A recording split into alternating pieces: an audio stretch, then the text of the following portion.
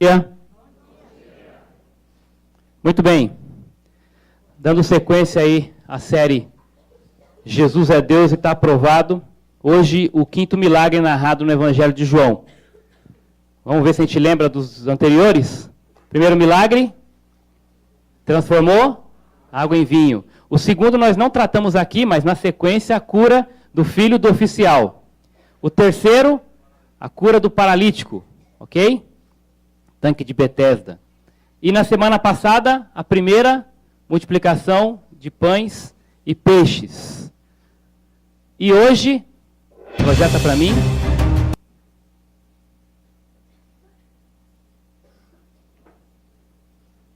Jesus anda sobre as águas.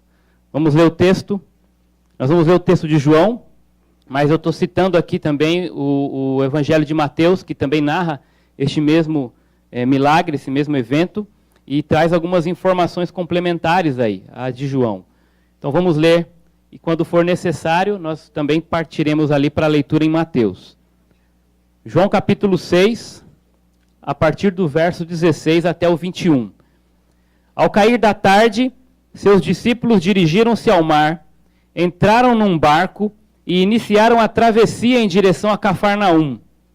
Havia escurecido e Jesus ainda não havia ido encontrá-los, e o mar estava agitado por um forte vento. Depois de remarem cerca de 25 ou 30 estádios, viram Jesus que andava sobre o mar e aproximava-se do barco, e ficaram com muito medo. Mas ele lhes disse: "Sou eu, não temais."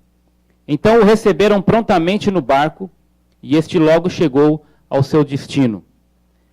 Lembrando aqui do contexto, Jesus tinha acabado de saber da morte do seu precursor, João Batista, uma morte muito humilhante, né, por conta da loucura aí de uma mulher e de um rei. Então ele havia sido decapitado. E depois de um dia muito cansativo, Jesus propõe aos seus discípulos atravessar o mar para descansar. E eles pegam o barco e vão em direção ao outro lado, à outra margem daquele grande lago que é chamado de Mar da Galileia, também conhecido como Mar de Tiberíades. Porém, a multidão, sabendo que Jesus estaria indo à outra margem do rio, do lago, na verdade do lago, e querendo, né, receber os milagres, os feitos, os sinais, buscando os prodígios que Jesus realizara, essa multidão vai a pé e dá a volta nesse lago, para encontrar Jesus e os discípulos do outro lado. De tal maneira que quando Jesus chega ali, a multidão já está à espera dele. E Jesus então se compadece daquela multidão, mesmo com o propósito de ter ido até ali para descansar com os seus discípulos.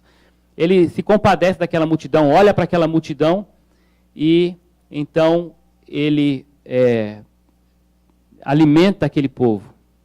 Ele começa a ensinar aquele povo e quando dá um certo horário, os discípulos dizem para despedir a multidão e ele fala: "Não, vamos dar de comer. O que nós vamos dar para eles comerem?" E os discípulos falam: "Mas Senhor, seria suficiente aqui, 200 denários não seriam suficientes para alimentar esse povo." Muito dinheiro, muita gente, aproximadamente, o texto vai falar de 5.000 homens. Então, se você somar mulheres e crianças, vai passar de 10.000 pessoas ali.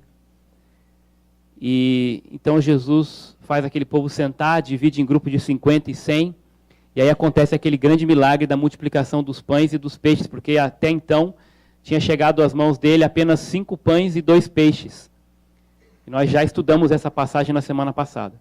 Após realizar esse feito, a multidão então quer tornar Jesus rei à força, mas não um rei espiritual, propósito pelo qual ele veio na sua primeira vinda, mas sim um rei político, geográfico, que era o que a nação de Israel ansiava, desde muito tempo, quando já havia, né, a profecia de que um rei viria para reinar sobre o trono de Davi. E essa era a expectativa do povo, o povo tão egoísta, queria então, entendia que aquele homem que fazia e operava milagres era, de fato, o rei político que eles esperavam.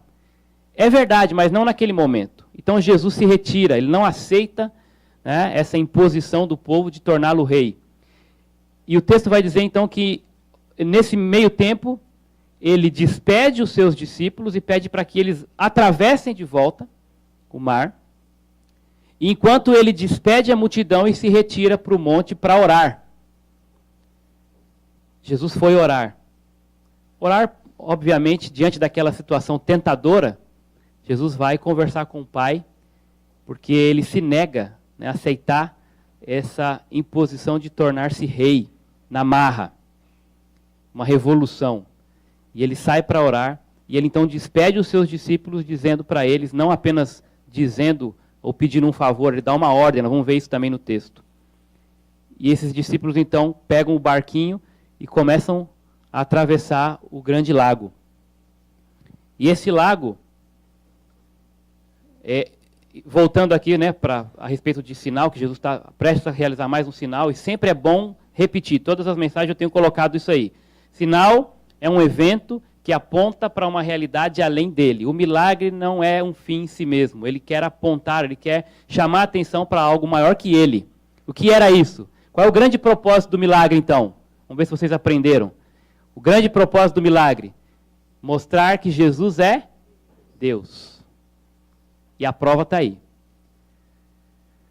Esse mar, chamado Mar de Tiberíades, então só para ter uma noção, é um lago grande de água doce, tá bom? Ele tinha aí aproximadamente 21 quilômetros de comprimento por 14 de largura. E ele ficava abaixo do nível do mar. Esse lago. Era uma panela. Por isso, então, vocês vão entender um pouco, né, dessa questão de que em alguns momentos, determinados momentos, ocasiões, fortes ventos sopravam naquela panela e agitavam muito aquelas águas. E a turma sabia disso, esses discípulos conheciam, eles eram os pescadores da região, eles conheciam bem a região. Eles estavam acostumados a atravessar de um lado para o outro, até porque com um barco, né, essa distância não é tão considerável. Eles faziam isso costumeiramente. Então essa é a realidade ali dentro do contexto. Ok? Agora é interessante notar um detalhe. Jesus não, esse termo que aparece em Mateus capítulo 14, versículo 22, se você deixar marcado aí no texto de João e for até o Evangelho de Mateus, no capítulo 14, versículo 22, o texto vai dizer que Jesus compeliu, ou conforme outras traduções, Jesus obrigou os seus discípulos a entrar no barco e ir na frente dele para o outro lado do lago, enquanto ele despedia as multidões. Então, interessante perceber aqui que Jesus, ele não pede, ele manda, ele dá uma ordem para os seus discípulos irem à frente. Agora, Jesus já sabia o que estava para acontecer? Ele sabe de todas as coisas? O texto da multiplicação dos pães fala a respeito disso. Jesus testa Filipe, perguntando onde é que nós vamos comprar pão para tanta gente. O texto fala em seguida, Jesus estava falando isso para Filipe, mas na verdade ele já sabia o que ele estava por fazer. Então Jesus já sabia o que ele estava por fazer também neste episódio. Mesmo assim ele pede para os discípulos irem. Jesus já sabia daquela tempestade? Sabia. Mesmo assim ele pede, ele manda os discípulos irem. E aí, é interessante essa pergunta. Como é que você conjuga o fato de estar obedecendo a Deus e enfrentando ventos contrários na sua vida? Se você lembrar da história de Jonas, aconteceu o inverso. Porque Jonas não quis obedecer, veio, né, um agito ali, um vento forte agitando aquelas águas do barco onde Jonas estava presente. Então Deus mandou uma tempestade, uma ventania, né, agitou o mar ali, exatamente para fazer com que Jonas voltasse à obediência. Até aí a gente fala, tudo bem, né, não obedeceu, castigo neles. Mas aqui não acontece isso, acontece diferente, o inverso. Eles estão obedecendo a ordem de Jesus. Mesmo obedecendo a ordem de Jesus, eles são colocados diante de uma situação de dificuldade. Como você lida com isso? Você obedecendo a Deus, fazendo a vontade de Deus, e ainda assim situações difíceis sobrevêm à sua vida. Como você se comporta nesses momentos? Porque quando a gente está em pecado, quando a gente está rebelde e vem uma turbulência, a gente logo associa, fala, mas também, Senhor, eu entendo, o Senhor está me disciplinando porque eu estou rebelde, eu preciso voltar, né, a cumprir a tua vontade. Mas e quando a gente está obedecendo? Quando, no geral, a gente tem, né, se esforçado para manter ali o nosso testemunho, nossa vida equilibrada. E ainda assim, pum, vem a tempestade. Como associar isso? Deus é soberano.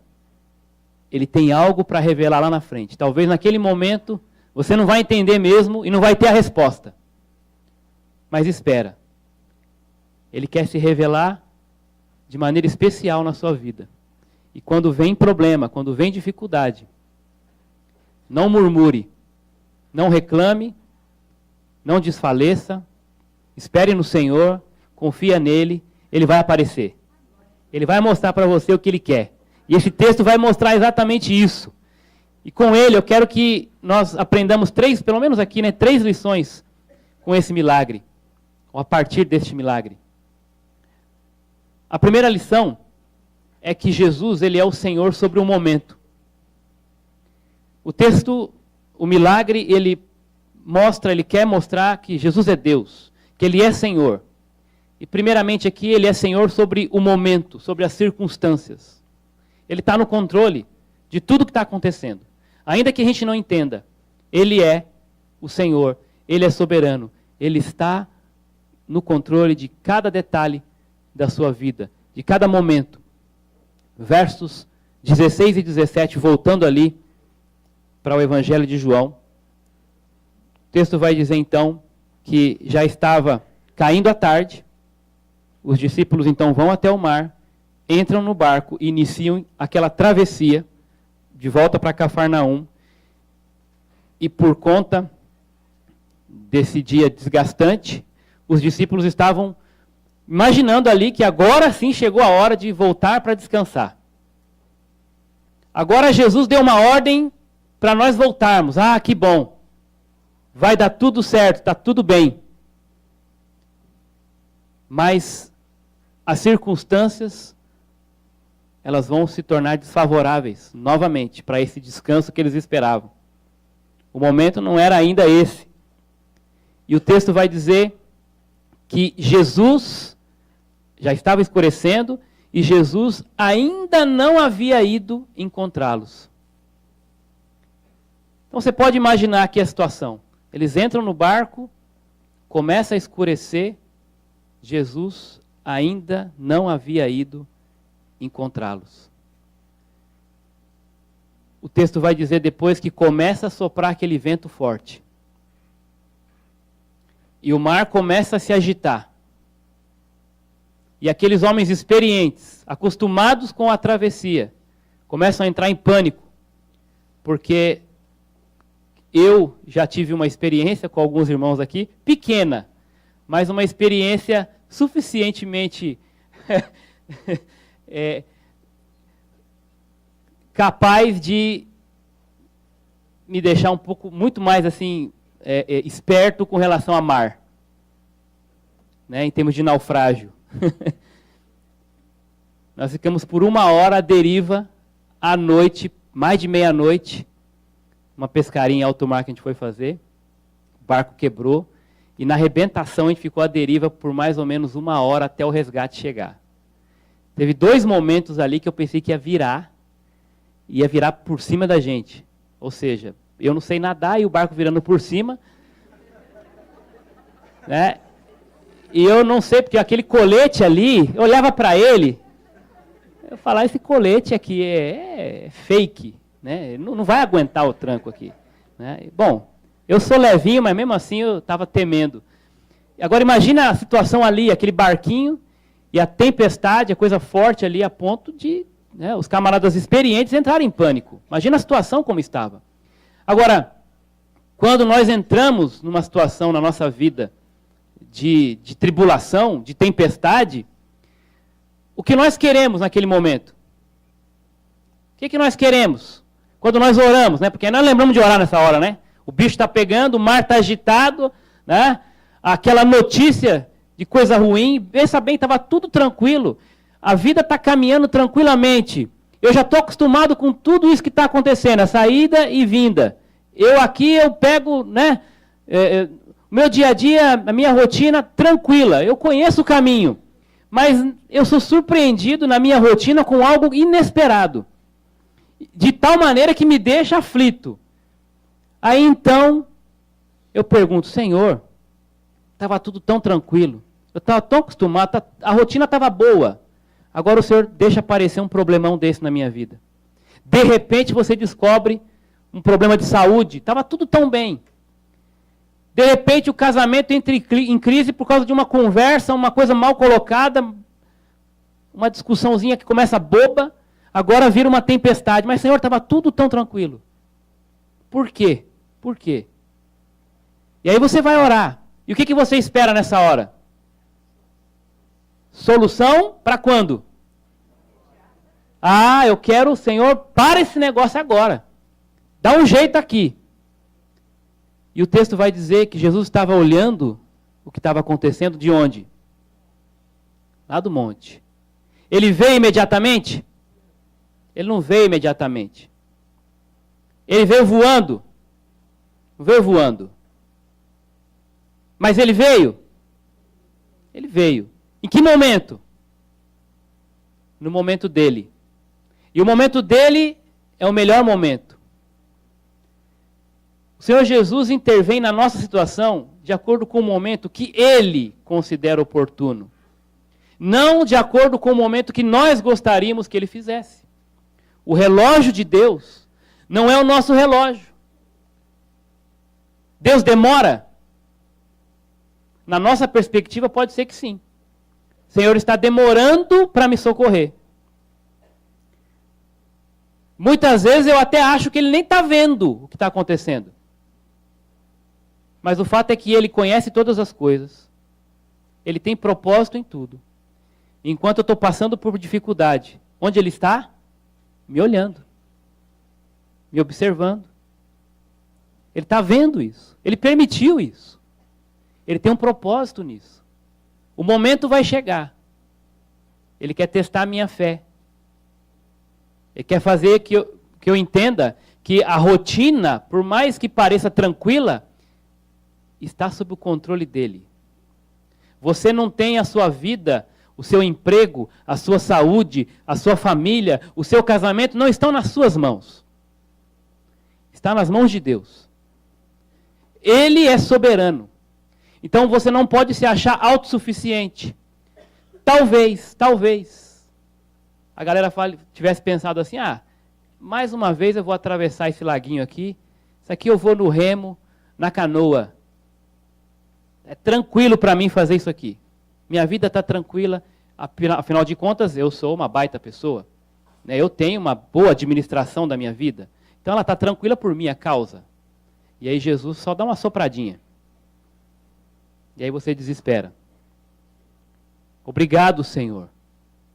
Obrigado por me mostrar que a minha vida não está sob o meu controle. Obrigado por me mostrar que eu sou incapaz de fazer qualquer coisa por mim mesmo. Obrigado por me mostrar quem sou eu. E assim fazer e perceber melhor quem é o Senhor. Eu sei que pode ser que nesse momento esteja sofrendo, esteja difícil e parece que está demorando. Mas eu também sei que o Senhor não está alheio. O Senhor está vendo. O Senhor está vendo. E no momento certo o Senhor vai começar a andar. Vai vir na minha direção. Eu preciso confiar. O momento é dele. E enquanto ele não vem, o que ele está fazendo com a gente? Gostei dessa frase, né? Enquanto ele não vem, ele está treinando você no remo. Amigo, dá o seu jeito aí. Vamos lá. Imagina o que eles tentaram, os recursos humanos ali, diante da tempestade, diante daquele vendaval, diante do mar, do lago agitado. O barquinho, de repente, já querendo virar ou estourar, seja lá o que for. Mas eles tentaram. Eles estavam ali. E aí, como que era o coração de cada um? Eu escrevi até uma piadinha aqui. Eu gosto de futebol. Né? Quem gosta de futebol vai entender aqui a piada. Depois, os demais eu explico por parte aí. Imagina ali, se tivesse naquele barquinho, né? O São Paulino, o palmeirense, o corintiano e o santista. E o negócio está para estourar, está para quebrar, a tempestade está pegando, eles vão morrer. Aí o São Paulino já desesperado, ele diz assim, preocupado, então ele diz, vamos morrer, eu nunca vou conseguir ver meu time ganhar uma Copa do Brasil. Aí o palmeirense fala, meu amigo, desesperado tô eu, que vou morrer e não vou ver meu time ser campeão mundial. Aí o santista, já deprimido, fala, eu já tô velho, não tô nem enxergando mais nada, pra mim tanto faz. Aí o corintiano, o único com fé naquele lugar, ele olha pra turma e diz assim, não tenham medo, gente, vamos ter fé, logo, logo vai aparecer uma ajudazinha externa.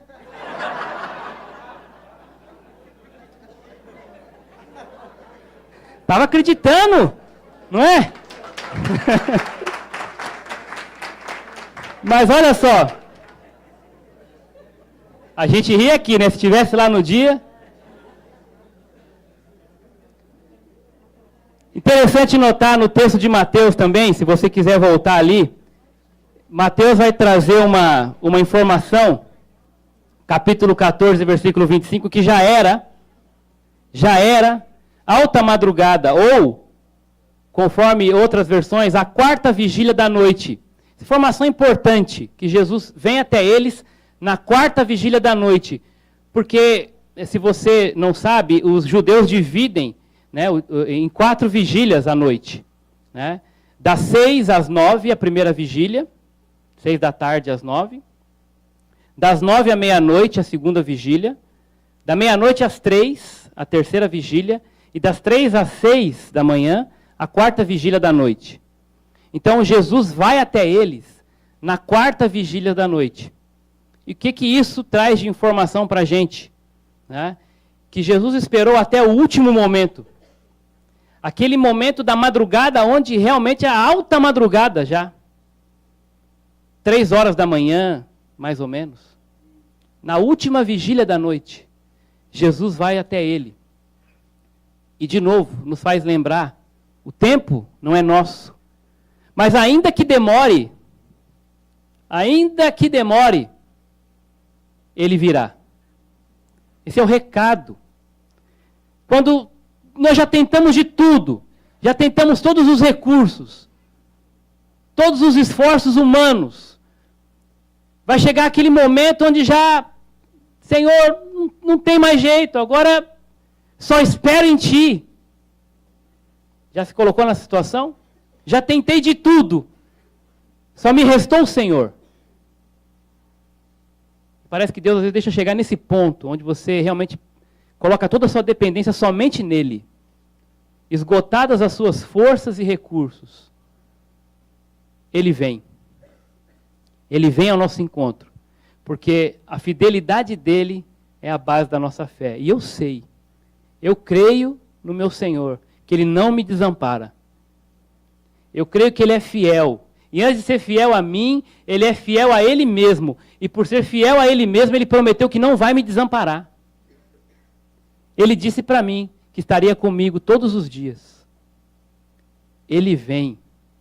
Nós até cantamos uma música, eu nem sei se ela está na pauta aí, Ele vem para te salvar. Né? Talvez não hoje, mas um outro dia a gente vai lembrar dela. Ele vem para te salvar. Que horas Ele vem? Em que momento Ele vem? No momento dEle, no momento ideal, no momento perfeito. Amém? Ele é o Senhor sobre o momento. E Ele é Senhor também sobre o mar. Aqui o mar, né, para simbolizar que Ele controla toda a natureza, todo o mundo, toda a criação está submetida à sua autoridade, ao seu senhorio. Ele é o dono de tudo e de todos. E o mar aqui é esse símbolo de que Deus, é dono da criação, Ele é Senhor sobre ela. Os versos 18 e 19 vão falar sobre isso. Voltando lá para o texto de João. O mar estava agitado por um forte vento. Quem mandava esse vento? Depois de remar em cerca de 25 ou 30 estádios, fazendo a medida, uma largura de 21 quilômetros, dá mais ou menos a metade do lago, onde ele é mais fundo. Eles estavam aproximadamente na metade do lago. 25 a 30 estádios. E aí o que acontece? Aquele mar agitado, eles no meio ali da coisa, Jesus vem andando sobre as águas, andando sobre o mar. Esse grande sinal, interessante perceber isso também, Jesus não fez diante da multidão. Diante da multidão ele multiplicou os pães e os peixes, mas esse sinal ele fez somente diante dos seus discípulos. Para quê? Para que aqueles discípulos, os mesmos, entendessem sem sombra de dúvidas que ele era o Deus de Israel. Que voltasse na memória deles alguns feitos do Deus de Israel no Antigo Testamento. No Antigo Testamento, uma pergunta interessante: quem é que tinha domínio sobre o mar? No Antigo Testamento, quem é que abriu o Mar Vermelho? Falando só de mar aqui, né? Quem que abriu o Rio Jordão? Não é mar, né? Mas é água, né? Quem é que acalma o mar no livro de Jonas? Quem? E aí eles olham para Jesus e vê Jesus tendo controle, andando sobre o mar. O que eles deveriam pensar? Que tipo de associação eles deveriam fazer? Qual era o propósito de Jesus então de vir andando sobre as águas? Mostrar que ele é o Senhor, o Deus de Israel, o próprio Deus. E é interessante, né? Eu gosto desses textos. Andar sobre o mar, ao fazer isso, Jesus estava dizendo claramente aos seus discípulos que ele é o Criador dos céus e da terra. Vamos abrir rapidamente nesse texto, Salmo 107. Deixa marcadinho aí em João, Mateus, né? E eu vou ler rapidamente aqui, o tempo já está esgotando. Salmo 107, 23 ao 30. Olha que narrativa interessante. Poesia, na verdade, né? Os que vão para o mar em navios, os que fazem comércio nas grandes águas, estes veem as obras do Senhor e suas maravilhas nas profundezas. Pois ele dá ordens e faz levantar o vento tempestuoso que elevava as ondas do mar. Eles sobem ao céu, descem às profundezas, desfalecem em angústia, balançam e cambaleiam como bêbados e perdem todo o senso. Em sua angústia clamaram ao Senhor, e ele os livrou das suas aflições. Fez parar a tempestade, e as ondas se acalmaram. Então eles se alegraram com a bonança, e assim os conduziu ao porto desejado. Esse é o Deus de Israel. Jesus fez isso. Ele é Deus. Jó capítulo 9, volta aí um livro. Jó capítulo 9, versículo 8. Jó faz a seguinte pergunta: quem dá ordens ao sol, desde o 7, né? E este não nasce, que encobre as estrelas. E aí no 8 ele diz: quem estende sozinho os céus e anda sobre as ondas do mar? Quem? Quem? Deus. Jesus, logo ele é Deus. Esse era o propósito. E Mateus e João narram esse fato. E é interessante notar que exatamente aquele problema que você pensa que vai te destruir é exatamente o caminho que Deus usa para chegar na sua vida. Interessante isso. Aquele problema que você pensa que vai acabar com você, Deus está usando aquilo como trilho para te encontrar. É no meio da dificuldade e da tribulação que Deus se revela mais nitidamente a nós. São nesses momentos que a gente consegue enxergar melhor o nosso Deus, na hora que a gente está passando por angústia, por tribulação, por dificuldades, não é verdade? Quando está tudo muito bem, fica nublado, a gente se acha autossuficiente. Então, que bênção são os problemas. E tem gente que não aceita dificuldade e problema na vida, diz que isso não é coisa de crente. Não, querido. É no meio da dificuldade. Ele usa aquela dificuldade como caminho, como estrada para chegar até você. Não esquece disso. Espera por Ele, que Ele vem. Ele vem no tempo dele. Ele é o Senhor sobre todas as circunstâncias, sobre tudo, toda a criação. E a última lição. Jesus também é Senhor sobre o medo. Jesus é o Senhor sobre o medo. O que acontece quando eles veem a tempestade chegando, e também quando num primeiro momento eles se deparam com um vulto andando em direção a eles. O que eles têm? Medo. O texto vai dizer, no versículo 19, na parte final, quando então o mar estava agitado, Jesus andando sobre o mar, se aproximando deles, eles ficaram com muito medo. Não era só com medo, não, muito medo. Mas Jesus lhes disse no versículo 20, não temais, sou eu. Não temais. Sou eu. O texto de Mateus vai dizer que eles pensavam que estavam diante de um fantasma, não é verdade? É um fantasma, e agora? Imagina o vulto chegando, aquela tempestade. É um fantasma. Naquela época, né, nas culturas, não só os israelitas, né, eles acreditavam em muitos, era muito cercado de mitos, né? E no mar é muito mito. E os caras eram pescadores, marinheiros ali, então eles se deixavam levar muitas vezes por essas fábulas. E aí quando viram aquele vulto se aproximando, é um fantasma, agora pronto, está vindo para buscar a gente, é a morte, é alguma coisa está indo para levar. Acabou para nós. No primeiro momento eles pensaram isso com muito medo, o medo faz isso. Né? Ele faz a gente pensar em loucuras, coisas que realmente não existem e nunca existirão. Mas, Senhor Jesus, Ele é Senhor sobre o medo.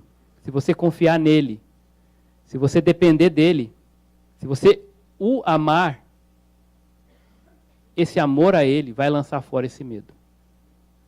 E ele vem, e o que ele diz? Não tenham medo. Por que não tenham medo? Sou eu. Sou eu. Essa frase interessante, irmãos. No grego, é o contrário. Eu sou. Tá bom? No original, eu sou. Nós traduzimos sou eu. Mas por que eu quero frisar aqui o eu sou? Porque ela faz uma referência ao eu sou do Antigo Testamento. E João se utiliza do eu sou várias vezes. Jesus, ele diz, eu sou o quê?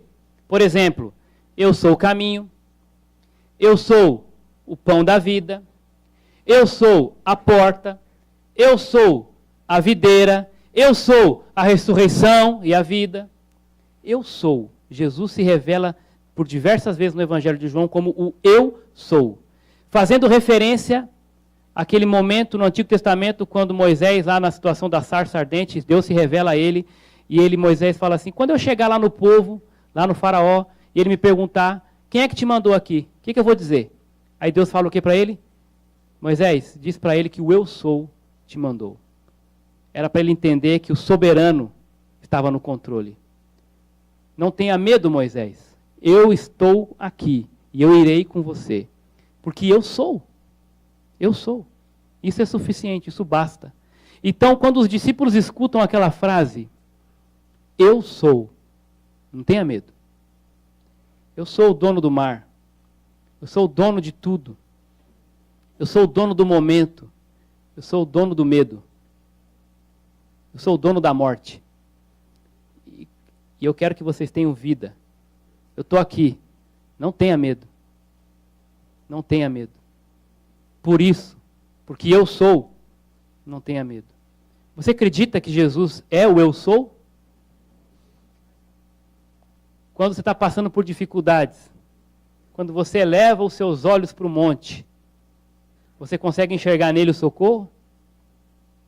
Você consegue dizer, Senhor, está doendo, está difícil, mas eu sei quem o Senhor é. Isso para mim basta. O Senhor não vai me desamparar. O Senhor está aqui. Muito obrigado. Eu não vou temer. O Senhor está aqui. Agora, existe uma diferença em reconhecer quem Jesus é e que Ele está vindo, né? E também recebê-lo. Uma outra questão é recebê-lo de bom grado no barco. Eu sei quem é Jesus, eu sei que Ele é Deus, eu sei que Ele é o Messias, eu sei que Ele pode resolver, mas eu não confio ao ponto de deixar Ele entrar no meu barco, na minha vida, conduzir. Eu não chamo Ele para dentro, essa é a ideia, né? Eu não quero ter comunhão com Ele. Fica aí mesmo, tá bom. E aí a pergunta que eu quero fazer para terminar é essa. Quem é Jesus para você? Quem é Jesus para você? Vocês percebem 3 momentos aqui? Primeiro, para eles, Jesus era um delírio, um fantasma. Tem gente que vê Jesus assim. Isso aí é mito, é um delírio das pessoas. Ele não existe, nunca existiu. Foi uma criação aí dos homens para poder dar um afago na alma das pessoas quando elas estão em desespero. Ele de fato não existe. Esse negócio de Jesus historinha inventada. Como é que está a sua atitude em relação a Jesus? Eu quero acreditar que ninguém aqui está nesse ponto. Não, Jesus não é um delírio. Eu acredito que Ele de fato existe. Ou existiu, como alguns vão dizer, apenas. Que aí é o segundo ponto, né? Não, Jesus não foi um delírio. Mas assim, Jesus foi um baita homem. Foi um destaque para a humanidade. Ele fez muita coisa. Eu acredito que ele fez esses milagres todos aí. Ele era um homem espetacular, dotado de poderes, de superpoderes. Ele foi um grande vulto da história. Mas ele morreu. Dizem que ele ressuscitou. Aí eu já não sei. Não sei, não vi. Está escrito na Bíblia, mas a Bíblia também eu não sei até que ponto eu posso confiar. Escrita por homens. Mas assim, há relatos de que ele realmente passou por aqui e fez grandes coisas. Era um grande homem, como muitos outros grandes vultos, né, na história. Profetas, homens de Deus.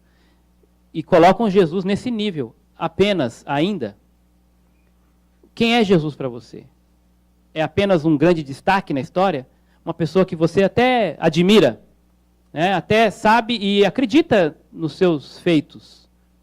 Mas isso não é suficiente. Ele tem que ser muito mais que isso. Esse texto serve para mostrar que ele não é um delírio, que ele não foi apenas um grande homem, um grande profeta, um milagreiro. Jesus é o próprio Deus. E se você confiar nisso, se você acreditar nisso de todo o coração, então você vai poder dizer comigo que Jesus ele é o Senhor sobre o momento, sobre o mar e sobre o medo. Vamos orar? Obrigado, Senhor, pela Tua palavra, pelo Teu consolo e porque nós podemos confiar que mesmo diante das circunstâncias desfavoráveis, o Senhor continua no controle, continua nos olhando e virá ao nosso encontro. O Senhor vem para nos salvar. O Senhor é Deus, o Senhor nos ama. O Senhor tem testado e provado a nossa fé. Nos ajude, Pai, a orarmos mais, a confiarmos mais na Tua presença, no Teu momento, não murmurarmos, entregarmos os problemas nas Tuas mãos, continuarmos sim remando enquanto estamos ali, mas acreditando que o Senhor virá no tempo do Senhor para nos socorrer. E quando o Senhor entrar no barco, a tempestade vai se acalmar. Ela pode durar muito tempo, mas o Senhor vai vir e vai acalmar, porque o Senhor é Deus. E quando o Senhor fizer isso, as pessoas vão poder olhar e dizer, verdadeiramente este é o Filho do Deus Altíssimo. E eu reconheço isso na minha vida, Pai. E se tem alguém aqui nessa manhã que ainda não reconhece, que ainda não tem Jesus no seu barco, que seja hoje esse dia, Pai. Que o Senhor venha para acalmar essa tempestade da alma e trazer bonança para essa vida. Eu peço isso e oro em nome de Jesus. Amém.